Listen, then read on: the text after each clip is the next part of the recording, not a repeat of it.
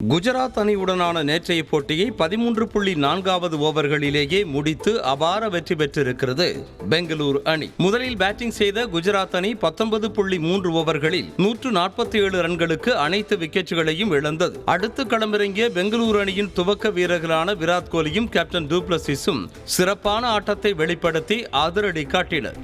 இதனால் 13.4 ஓவர்களிலேயே 6 விக்கெட்டுகள் இழப்பிற்கு 152 ரன்களை எடுத்து வெற்றி வாகை இருக்கிறது பெங்களூரு அணி. இந்த வெற்றி குறித்து ஆர்சிபி அணியின் கேப்டன் டு பிளசிஸ் கூறும்போது, பவர் பிளே ஓவர்களுக்கு பின்னர் திடீரென அடுத்தடுத்து விக்கெட்டுகளை பறிகொடுத்தது பதற்றத்தை ஏற்படுத்தியதாக தெரிவித்தார். நெட் ரன் ரேட்டை உயர்த்த வேண்டும் என்பதற்காக விரைவாக இலக்கை அடைந்து வெற்றியடைய வேண்டும் என நினைத்ததாகவும், ஆனால் அடுத்தடுத்து விக்கெட்டுகளை இழந்ததால் கொஞ்சம் நிதானமான ஆட்டத்தை வெளிப்படுத்தியதாகவும் தெரிவித்திருக்கிறார். இந்த மைதானத்தில் ஆடிய ஆட்டம் அனைத்திலும் நாங்கள் அதிக ரன்களை சேர்த்திருக்கிறோம். 180 முதல் 190 ரன்கள் என்பதே இந்த மைதானத்தில் எங்களது சராசரி ரன்களாக இருந்துள்ளது.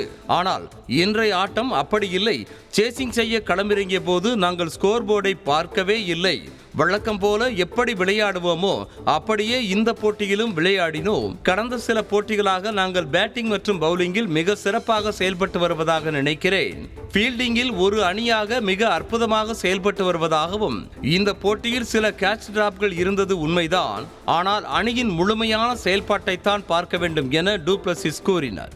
இந்த மெகா தோல்வி குறித்து பேசிய குஜராத் கேப்டன் சுப்மன் கில், முதல் சில ஓவர்களிலேயே அடுத்தடுத்து விக்கெட்டுகளை பறிகொடுத்தது பின்னடைவை தந்ததாக தெரிவித்திருக்கிறார். 170 முதல் 180 ரன்கள் சேர்த்திருந்தால் நல்ல இலக்காக இருந்திருக்கும். தவறுகள் தொடராமல் இருப்பதை உறுதி செய்ய வேண்டும் என்று தெரிவித்தார்.